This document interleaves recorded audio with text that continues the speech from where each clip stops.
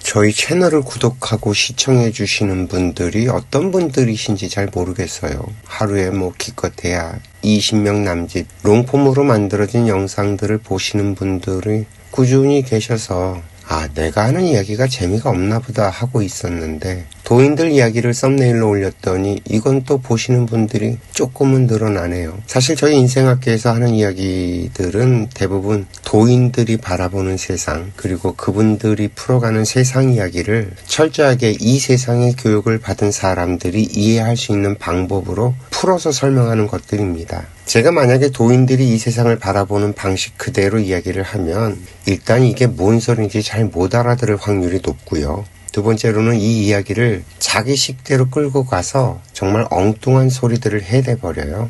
그래서 가급적이면 저는 이 귀신씨 나라 까먹는 소리들은 다 빼고 현대 교육을 받은 사람들의 사고체계에서 그나마 이해할 수 있는 방식으로 설명을 하는 건데, 이게 또 이런 건 재미가 별로 없나 봅니다. 아이고 정말이지, 롱폼은 꾸준하게 구독 횟수가 줄어듭니다. 제 딴에는 정말 알아둬야 할 것들이라고 생각이 나면 하나씩 영상을 만들어서 올리고 있는 건데 말이죠.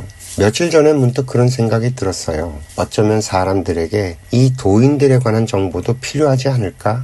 이런 생각 말이죠.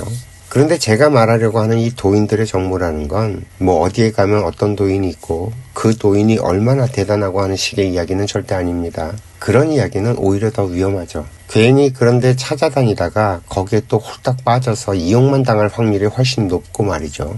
그래서 제 기준에서 제가 들었던 도인들의 말씀을 가지고 그분들이 이 세상을 어떤 식으로 보고 이해하고 말씀을 해주시는 건지에 대한 정보를 좀 드리면 될 것 같네요. 그러면 그 이야기를 가지고 자기의 삶에 녹여서 활용을 할 수도 있을 테니까요. 먼저 오늘은 도인들의 태도에 대해서 얘기를 좀 해보겠습니다. 도인들은요, 내가 도를 깨우쳤다고 사람들에게 이렇게 떠받침을 받는 걸 당연하게 받아들이질 않습니다. 사람들을 대하는 자세가 좀 남달라요. 인간과 인간이 맞는다는 그 자세를 늘 유지하십니다.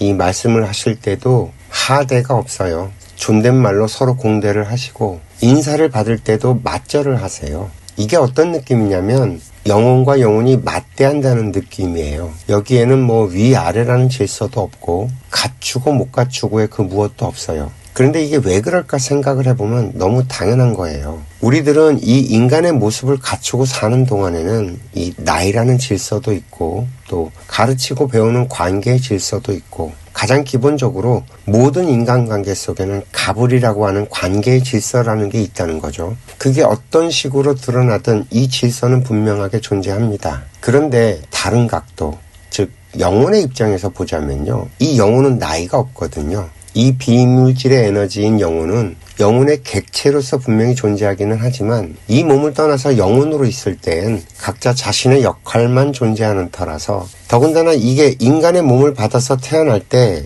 어차피 인과의 고리로 연결이 되어서 서로 빚을 주고받는 사이라는 것뿐이죠.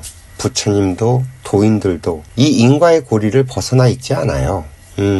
이걸 어떻게 비유를 하면 쉽게 이해를 할까요? 전에도 한번 비유를 해서 설명해 본 적이 있는데, 우리가 저 설악산의 입구에 가보면 울산바위라고 있죠. 그 울산바위 꼭대기에 진짜 거대한 암석들로 둘러싸여 있잖아요. 정말 멋지죠. 그런데 그 멋진 바위가 그 정상에 떠 있으려면 그 밑에는 수없이 많은 흙먼지들이 단단하게 붙어서 이 바위들을 받쳐줘야만 돼요. 한 세트로 존재한다는 거죠. 그래서 결국 부처님은 중생이 없으면 부처짓을 못해요. 스승은 제자가 없으면 스승짓을 할 수도 없고 말이죠. 대통령은 국민이 없으면 정말 아무것도 아닌 존재가 되어버립니다. 기업 총수도 기업 구성원들과 소비자들이 없으면 별 볼 일 없다는 말이 됩니다. 이해가 좀 되세요? 따라서 도인들께서는 이런 원리들을 너무 잘 알고 계시기 때문에 그 누구도 함부로 대하지 않으세요. 이 세상에는 소중하지 않고 존귀하지 않은 인간이 없다는 거죠. 그래서 그분들은 상대방의 인사를 받으면 항상 공손하게 맞인사를 하십니다.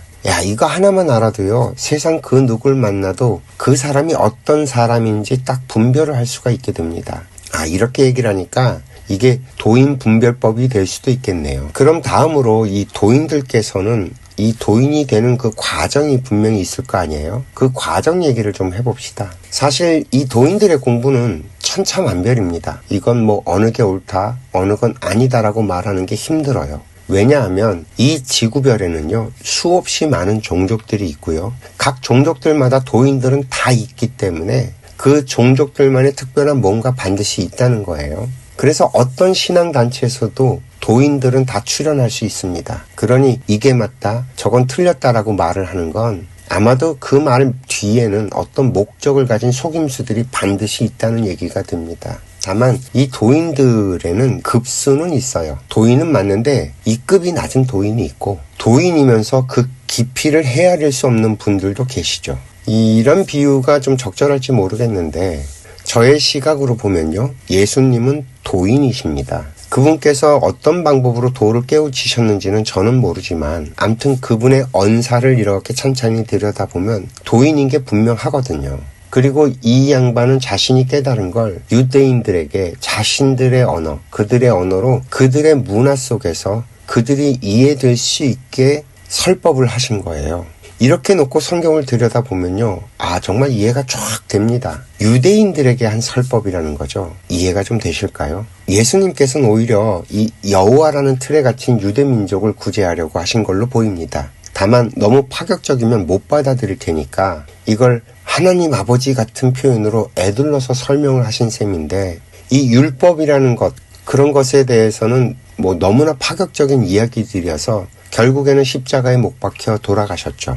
예수님께서 그 인과를 몰랐을 리는 없어요. 그런데도 그걸 받아들이신 걸 보면 이건 또 무슨 인과에 어떤 의미가 있는지 한참을 생각해 보게 됩니다. 우리나라에서는 그 다석 유영모 선생이나 또 무의당 장일순 선생님, 그리고 아직 살아계시는 그 이은주 목사님 같은 분들이 이 예수님의 맥을 이은 도인들이시죠. 이 양반들은 유대인들의 여호와에서 벗어나서 진짜 하나님을 이해하신 분들입니다. 어떻게 하냐고요? 이 양반들이 하는 말씀을 들어보면 알게 됩니다. 언젠가 우리가 공부를 어디까지 해야 할까 하는 이야기를 친구들과 이야기 나누다 도인을 보면 그분이 도인인 걸 알아볼 때까지는 각자 자기 공부는 되어 있어야 하지 않겠냐는 얘기를 한 적이 있어요. 이건 각자 자신의 환경에서 자기에게 주어지는 인연을 따라서 꾸준하게 공부하다 보면 사실 저절로 만들어져야 되는 것들인데, 저의 경우에는 한 3만 권의 책을 사 모으다가 저절로 터득이 되더라고요. 이게 알고 쓴 책과 모르면서 그저 자료를 모아갖고 이리저리 배열을 시킨 책을 구분하게 되면서 저절로 가름이 타지더군요. 그리고 난 뒤엔 사람들을 만나면서 사람들이 하는 이야기를 듣다 보니까 알고 말하는 사람과 잘 모르면서 허풍을 치는 말들도 저절로 구별이 되는 순간이 오더라고요. 그러니 내 공부의 끝은 이 진짜를 감별하는 것까지 가야 한다는 이런 결론이 저절로 나오더라고요. 어떻게 공감이 좀 되시나 모르겠네요. 그럼 이 도인 양반들이 어떻게 도인들이 되어가느냐 하는 문제가 궁금해질 겁니다. 일단 어떤 단체에 속해 있든 어떤 수행을 하든 이 공부를 하시는 분들은 어떤 식으로든 영문이 열립니다. 이 영문이 열렸다고 하는 표현이 이해가 좀 되실려나 모르겠는데, 신들과 신들의 세계와 접촉되는 현상이 벌어진다는 거예요. 기독교에서는 그 통성기도나 부흥회 같은 데서 일어나는 영적인 현상들을, 그런 것들을 상상하시면 될 거고요. 또 불교에서는 연불수행을 하다가 일어나는 그 영적인 현상들을 연상하시면 됩니다. 호흡 수련을 하는 사람들은 그 단전호흡을 하다가 툭 하고 그런 현상들이 생기죠. 그런데 이런 것들이 무속에서 신을 접속하는 신내림굿과 다르냐? 아니요. 다 같은 원리입니다. 어떤 양반은 귓속말로 신이 하는 말이 들리게 되는 사람도 있고요. 어떤 사람은 눈을 멀쩡하게 뜨고서 허공에서 영상을 보게 되는 경우도 있어요. 이걸 화경을 본다라고 표현을 하더라고요. 그리고 꿈으로 계시를 받는 사람들도 있습니다. 암튼 어떤 식으로든 연계와 접촉이 일어나면서 신들과 소통하는 일이 벌어집니다. 이건 신앙단체나 수행단체에서만 일어나는 일이 아니에요. 우리가 일상을 살아가는 보통의 사람들도 늘상 접하게 되는 현상들이기도 해요. 그래서 이걸 대단히 특별한 걸로 끌고 가는 사람들이 있던데, 사실은 그래서 제가 그런 얘기들을 안 하는 것 뿐인데, 예를 들어보자고요. 우리가 꿈을 꾸죠. 이것도 영계와 접촉이 돼서 영계에서 주는 메시지예요. 또 영감을 받는다 그러죠. 뭐 악상이 떠오른다고 표현을 하기도 하고, 어떤 분은 이번에 캐데언에서 골든이란 노래를 만든 이재라는 친구가 그런 말을 하잖아요. 악상이 막 떠올랐다고. 그것이 바로 영적인 현상입니다. 영감, 영계에서 주는 감이라는 뜻이에요. 악상이 떠오른다, 뭐 시나리오가 떠오른다, 어떤 장면이 떠오른다라는 건 다 영계와 접촉해서 벌어지는 일들입니다. 오늘 제가 만들어서 올리는 이 영상도 퍼뜩 떠오른 생각으로 만들고 있는 거예요. 그러니 이 영상에도 영적인 힘이 들어가 있는 셈이죠. 이해가 좀 되실까요?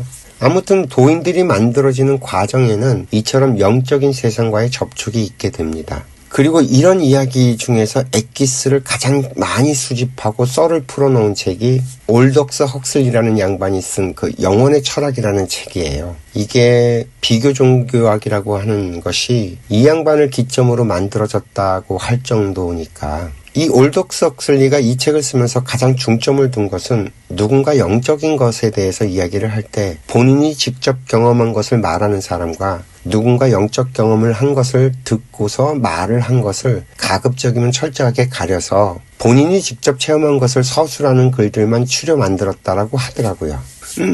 상당히 공감이 갔어요. 그러면서 웃었죠. 이 양반도 참 공부가 참 거짓을 가려내는 수준까지 올라갔구나 하고 말이죠. 아무튼 그런 게 있습니다. 어떻게 이야기 재미있으세요? 이런 이야기가 재미있으면 이걸 주제로 해서 영상을 좀 더 만들어서 계속 올려보고요.